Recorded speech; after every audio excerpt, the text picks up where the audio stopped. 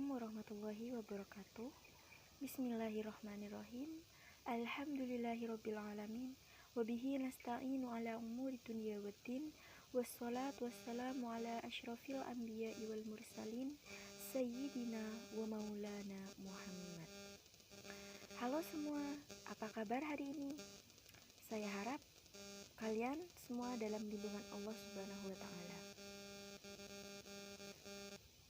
Baik, pada kesempatan kali ini saya akan menyampaikan orasi tentang ikhlas. Nah, sebelumnya saya izin memperkenalkan diri. Nama saya Sofia Aziza dari kelas D Perbankan Syariah. Di sini saya akan menyampaikan orasi tentang kata ikhlas untuk memenuhi tugas UAS Bahasa Indonesia semester ganjil yang diampu oleh Ibu Heni.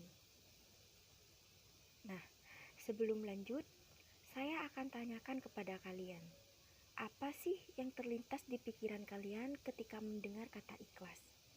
Mungkin sebagian orang akan mengatakan ikhlas itu hanya sekedar melepaskan, merelakan dan berlapang dada atas semua yang telah ditentukan dan sudah kita jalankan di dunia.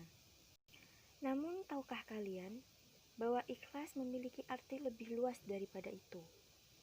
Yakni ikhlas adalah suatu kondisi di mana suasana hati menerima segala sesuatu dan berlapang dada atas segala sesuatu tersebut.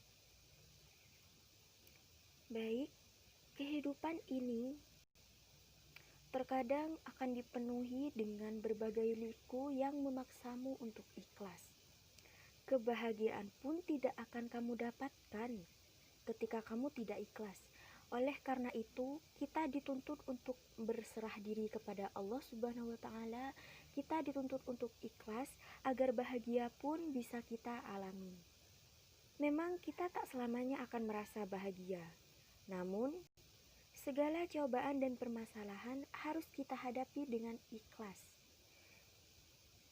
Hal tersebutlah yang akan membuat kita mudah untuk melaluinya.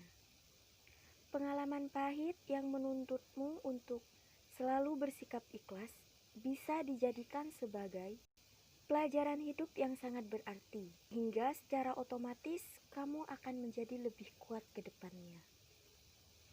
Memang ikhlas itu tidak mudah. Untuk menumbuhkan rasa ikhlas di hati kita, perlu diasah sejak dini. Menerima keadaan ikhlas akan memberikanmu kemudahan untuk menjadi pribadi yang lebih baik.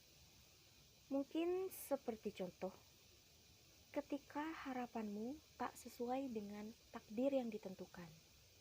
Contoh spesifiknya saya sendiri. Di sini saya bermimpi, saya mencita-citakan untuk melanjutkan pendidikan saya di Sekolah Tinggi Akuntansi Negara atau STAN. Namun takdir berkata lain. Saya ditakdirkan untuk melanjutkan pendidikan di Institut Agama Islam Negeri Madura, dan itu sangat bertolak belakang dengan harapan saya.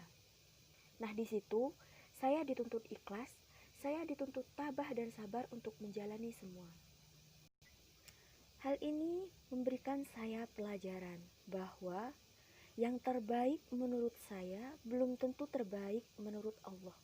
Oleh karena itu, sampai sekarang saya mencoba untuk belajar sabar dan ikhlas tentang apapun yang sudah ditakdirkan Allah, sekalipun itu tidak sesuai dengan harapan saya. Bukankah Allah sudah berfirman, La yukallifullahu illa nafsan us'aha, yang artinya Allah tidak akan memberikan cobaan melebihi batas kemampuan. Oleh karena itu, di sini saya meyakinkan diri, berarti Institut Agama Islam Negeri Madura menjadi takdir yang telah ditakdirkan Allah Subhanahu wa Ta'ala. Dan benar saja, saya kuliah di Institut Agama Islam Negeri Madura mendapatkan banyak manfaat. Ternyata dengan cara kita menerima, dengan cara kita sabar dan ikhlas terhadap ketentuannya, kita akan dibuat bahagia dengan pilihan kita sendiri. Dan saya tidak menyesal. Saya sekarang sudah ikhlas. Saya sekarang sudah sabar menjalani hidup, menjalani kodrat yang sudah ditentukan Allah Subhanahu wa Ta'ala. Ada satu kalimat yang menampar saya waktu itu. Waktu saya lagi down, waktu saya lagi, mungkin saya gak usah kuliah aja deh. Toh saya gak terima di institut yang saya impikan. Namun ada salah satu kata yang menampar saya, yang membuat saya lebih bersemangat untuk melanjutkan pendidikan saya. Nah, kata-katanya seperti ini. Akan ada hari di mana kita harus berhenti, menengok ke belakang dan bersyukur. Di situ saya merasa tertampar sekali. Karena apa? Karena masih banyak orang-orang yang ingin melanjutkan pendidikannya di Institut Agama Islam Negeri Madura, namun terhalang oleh mungkin itu biaya, restu orang tua, atau apapun itu. Di situ saya sangat bersyukur. Mengapa? Karena saya masih diberikan kesempatan untuk bisa melanjutkan pendidikan. Nah, disitulah kata ikhlas benar-benar saya rasakan sampai sekarang. Tidak menutup kemungkinan bahwa orang-orang ikhlas itu akan melewati tangis terlebih dahulu. Iya, betul. Memang tak ada ikhlas sebelum tangis. Oleh karena itu, mengapa ikhlas itu akan berakhiran manis? Namun, ikhlas bukan hanya iya aku ikhlas. No. Ikhlas itu adalah apapun yang keluar dari hati, bukan dari mulut. Karena seperti yang kita ketahui, bukan kesabaran jika masih merasakan sakit, dan bukan ikhlas jika kita masih merasakan pahit. Memang tidak akan mudah melahirkan rasa ikhlas, apalagi pada sesuatu yang tidak sesuai dengan ekspektasimu.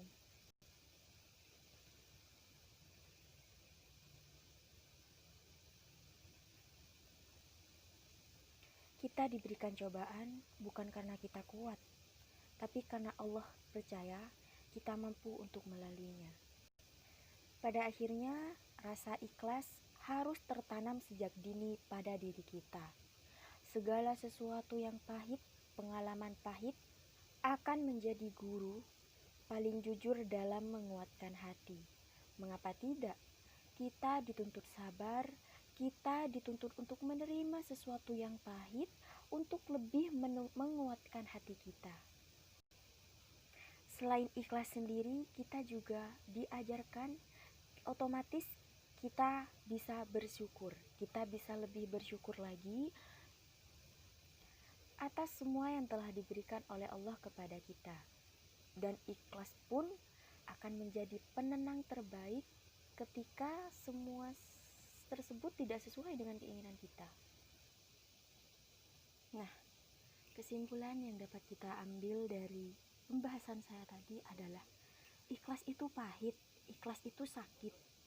Tapi Allah tidak akan memberikan cobaan di luar kemampuan kita.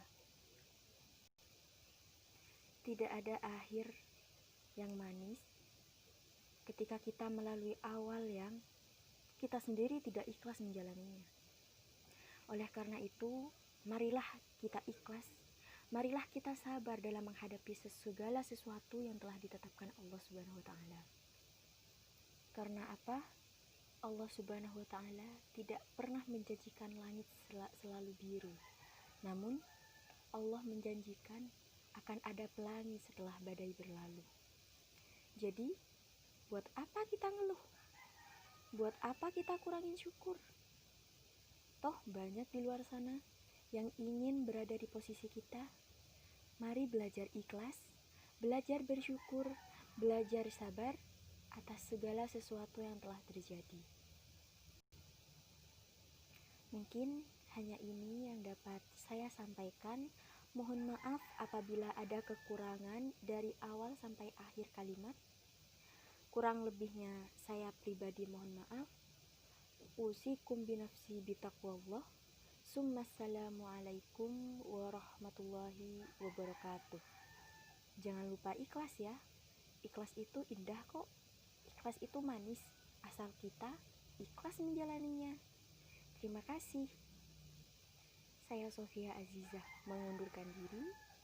Semoga apa yang saya jelaskan bisa bermanfaat untuk kita semua. Assalamualaikum warahmatullahi wabarakatuh. Jangan lupa ikhlas ya. Ikhlas itu indah kok.